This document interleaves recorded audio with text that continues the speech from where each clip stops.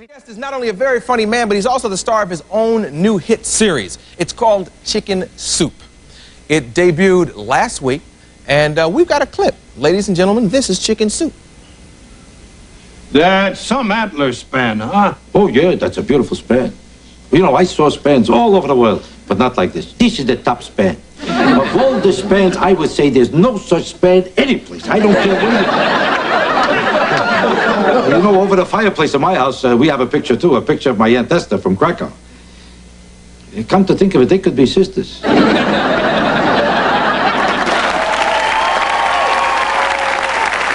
ready? Jackie Mason.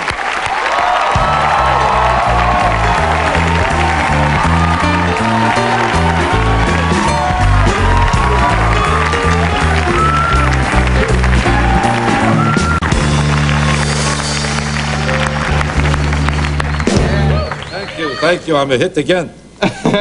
Let's talk about this show. It did well. It not only did it do well, it's a sensation. People can't get over it. It's the biggest hit in the history, probably, of the country. I don't want you to eat your heart out, but nobody could get over it. Now, it's I know a you hit. got your own troubles, but this is it. Do you feel like talking now? Is that it? Well, yeah, let's talk. Okay. You're not that busy. What else are you going to do now? Because it's a hit, are you going to ask for a raise? From you? No. From the network. I'm not that type of person. I can't stand people who decide to ask for raises after they make a deal, and the deal is a certain deal, and as soon as they do good, all of a sudden, I'm nauseous unless I get more money, I'm passing away unless I get this. I need 7 more cars, 9 more homes. They're very sick, low-class people to do that. You made a deal, you should stick with it. That's right. I'm not like you. I don't know if you heard about it. You know, when I'm going to tell you the truth, celebrities, in my opinion, really abuse their status as celebrities all over this country. They really abuse their status as celebrities. No. I see this happening all the time. Celebrities, like, take a look what happened just now with Zsa Zsa Gabor. Don't you think it's disgusting what she just did? It's literally disgusting.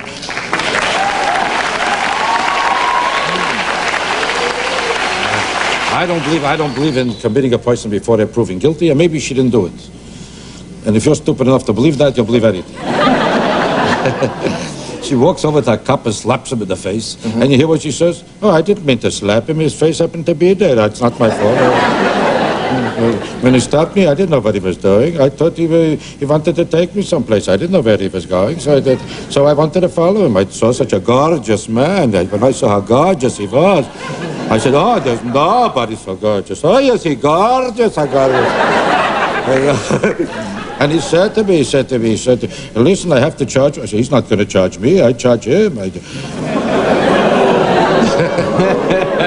not nice to say. I want to tell you the truth. If she is an American citizen, and nobody knows why. And I think she ought to thank God she's living in this country. Listen, I have a foreign accent, but I thank God I'm here.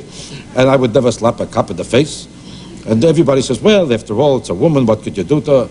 Because she's supposed to be weak, and because she can't fight with a man, she has a right to punch him in the mouth? What if I walked over to Mike Tyson because I'm not so hot? Because I'm in this condition. Look how I look. Not too perfect, right? I'm not exactly a great threat. I'm not exactly a great threat to Mike Tyson, am I? No. Hello? Are you listening to this? Yes,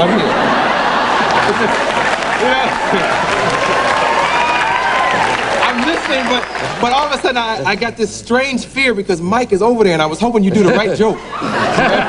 He's standing over there, but go on. Don't worry, he saw me. He got very nervous. He heard about my right hand. If the wind is with me, I could kill someone. But the truth of the matter is that's no excuse to take advantage of your weakness or your femininity that you could therefore punch a guy in the mouth and walk away with it. Yeah. Why don't you try this in Hungary, where she comes from? I would love her to be in Hungary and walk over to a cop and punch him in the mouth. I'd love her to do that. You think you'd ever lift us here again? That's right. She'd wind up in Siberia with somebody with chains over her and whips. No,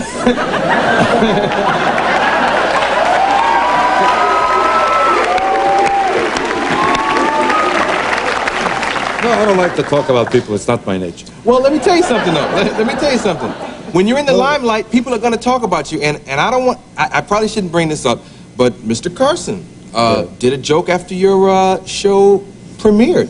and made reference to the fact that you look like the kind of guy who's never had sex before. He can't really buy it. I mean, you know, and the doctor did that. Mr. Carson did that. And I mean, what can I say?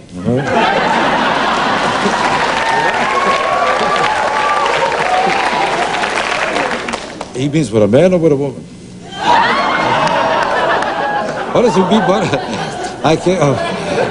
What does he mean? I never had sex before. I think it's a lot of nerve to say that. See, I didn't hear the joke. Somebody No, told I'm me not that he did talking a about joke. you. I'm talking about him to say. I hope I quoted it right, because I don't want you to jump on Mr. Carson. No, because if I never had sex before, there's a lot of people around who would be very nervous about what was going on in that room at the time.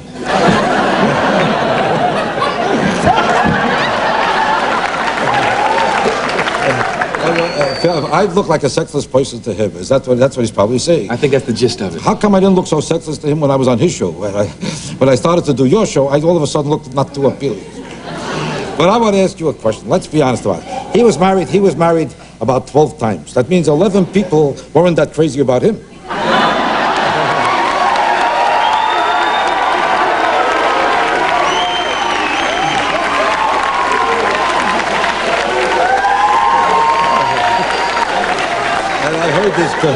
He's married now. It's not nice to say that. Although I heard she's looking for my number, but I won't be there.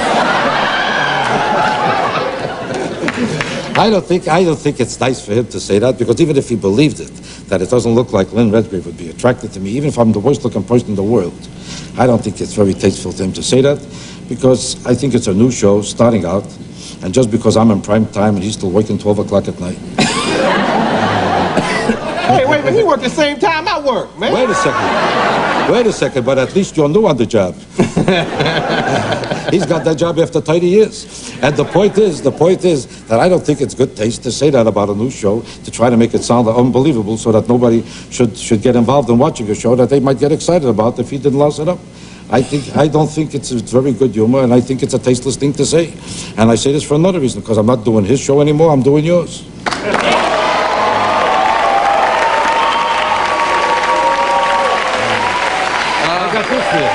That's right. Well, let's be honest.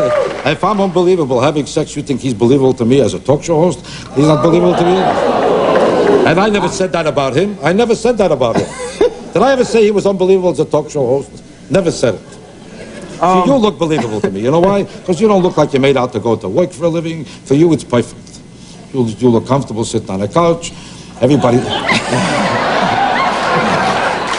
loves you. You know what everybody loves about you? This is what I hear every single day more than anything else. That you know how to listen.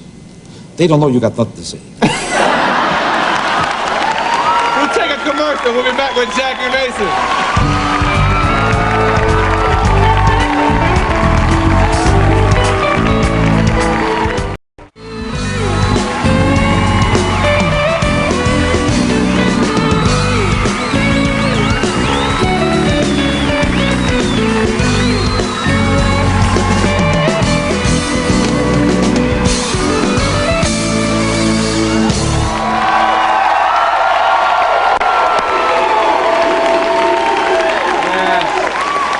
Okay, moving right along. You know, you did jokes about someone years ago, and I read this in your book.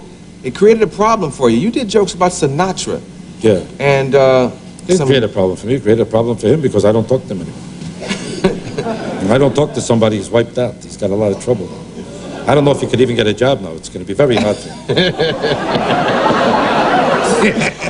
Well, the truth of the matter is that he picked on me someplace in Las Vegas, and he called me one of the lowest people in the world. I'm vulgar, I'm crude, I'm disgusting, I'm terrible. How he knew all this, I don't know. But I wasn't afraid of him. I told him, you say one more word, I'll bust your head off. That's right. If he heard me at the time, I would have had a big problem. Didn't somebody shoot up your bed or something? Somebody shot in the room next to me after I had this argument with him, and I frankly don't know if he caused it or somebody else did. You know, there's been a lot of stories about Sinatra being with certain kind of bad people who do certain things like that. I'm not accusing him of anything, just like I didn't accuse Zsa Zsa Gabor of anything, you notice? I keep my mouth shut, but I really don't know who was responsible for it. But a gun did go off in the room next to me. I heard the gun go off. I didn't get nervous. I said, they probably want to shoot somebody. It's none of my business. And I really have nothing against Sinatra. Since then, we've been very good friends, even though we haven't spoken to each other. But I think he's probably one of the greatest singers of all time. And whether I like him personally or not, I don't think you could deny. If you ask 50 musicians and 100 singers who's their favorite singer, I would say probably 95% of the classical singers, of the real major popular stars of the last 20 years or 30 years, almost everyone would say Sir Frank Sinatra. You can't deny it. What did you say about him initially, and I say though? it for only one reason, because if you don't say it, you could get killed. No. What did you say about him initially to make him angry? I frankly didn't say anything about him. It was the wrong impression he had. I never told jokes about an individual performer. I would never pick on an individual performer. It's not my character to do that, because I know people make a living as a performer, and just like I resent what Carson said about me, I would never say this about another performer. If I thought you were the worst talk show host that ever lived, I don't know if you heard about it. If I did, I would never say it to anybody. I think it's a disgusting thing to do when somebody depends on something for a living. Yeah, okay. It looks like you get stuck now. You can't do... Well, that's about it. Well, I just wondered what Let's do a Sinatra impression. I just found joy.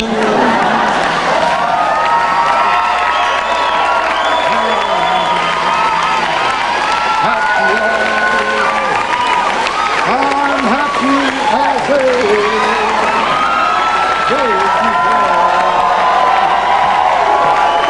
when I march with my head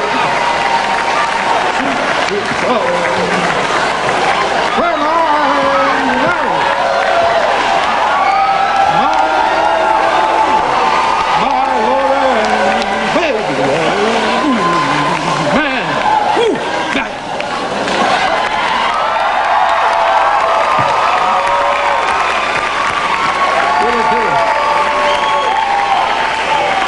I'm giving away all this talent for nothing. For nothing. Oh, gosh. Let's talk about the benefit. You're involved in an upcoming benefit. Oh, yeah, I'm doing a benefit for Rudolph Giuliani, because in New York City, in the contest for mayor, I was determined to fight Kutch's existence as a mayor in New York, because I felt he wasn't involved in the job. He was telling more jokes than me. And I resented that he's a better comedian than me, and he's got the wrong job. He's not doing that job. He's telling jokes. So I campaigned against Kutch for Giuliani. Now I'm doing a benefit for him, because I think the most horrible thing in New York is the crime problem. And he's a tremendous crime fighter. Yeah. So I'm doing the benefit. Not that I want to take any credit for doing a benefit. I hate the performers who think that they're doing the world a favor when they're doing a benefit. Yeah. What do they work so hard when they're doing a benefit? The benefit is more for the performer than for anybody else. I'm not saying it doesn't help people. Very often it helps a lot of people. But the credit they give themselves, what a great sacrifice. What's the big sacrifice? The guy's not working. He's sitting in the lobby without a job. And they tell him, if you could perform somewhere, you could help people. The guy has no place to go. He has a tuxedo without a job. So he does the benefit. So what? What's the big sacrifice? He's getting all the applause and all the acclaim. He's not giving up any money. The people who give the money get no recognition. The guy who announces that you gave him money becomes a sensation. Does this make any sense to you? I'm looking for an example, let's be honest about it. You ever Give me a see, name. Well, let's assume, do you ever see a plumber do a benefit? How come plumbers don't do benefits? Because it's a hard job. It's a hard job to hang around in the toilet a whole day, and it's real work. And that's why I never met a plumber that says, I'm on my way to work, I got a benefit. You ever open the door to a plumber and say, what are you doing? I'm doing a benefit in the toilet right now. I never saw that. Because it's hard work. But performers who do benefits, I think, are not sacrificing themselves that much. They don't deserve that much credit for it, even though it's a good thing they're doing, and you have to thank God there's people doing it. But the big issue they make out of it, oh my God, they start pleading how suffering, how they're working. Phony. Okay. You know what? You've been out here for a while. Because I don't complain and I don't talk about people. It's not right. But I'd like to know, let's be honest about it. Did you ever see the people who are at the benefit, who are the musicians, are usually getting paid? The people who are working the telephones are getting paid. It's no accident. The only guy that's not getting paid is the MC, because he's the only one having a good time. He's enjoying himself. Yeah. He's achieving usually very little recognition in his business, or if he is, he has a night off. They don't take a night off when they're working to do a benefit. Did you ever hear a guy say, I'm working tonight, but I decided I'm going to give up 50,000, I'm doing a benefit? You never saw that? No. Look, I made this point 3 ways already, you still don't see You know it. what? As long as you just say every now and then, I'm happy. You hadn't done that, and I love it. You know who did 1 million benefits? James Cagney. Did 1 million benefits. I knew him personally. He was crazy about me because we were built alike. And James Cagney never mentioned that he was doing a benefit. He was a big fan of mine, James Cagney. The first time he met me, did you ever see what he said to me? He said, you. You.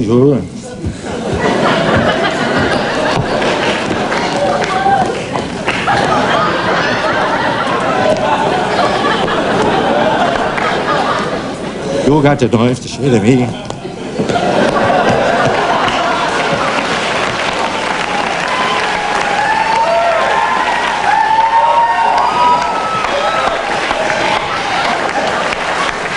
So that's it.